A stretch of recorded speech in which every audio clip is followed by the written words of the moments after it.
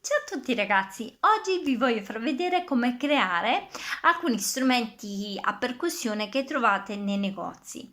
Avete presente i famosi ovetti?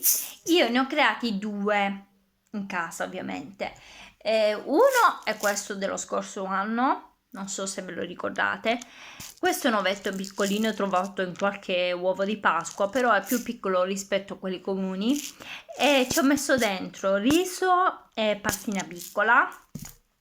E poi adesso ho appena creato questo, è sempre un ovetto che si trova nell'uovo di Pasqua, però dentro ci ho messo le perline che si utilizzano per le collane, i braccialetti.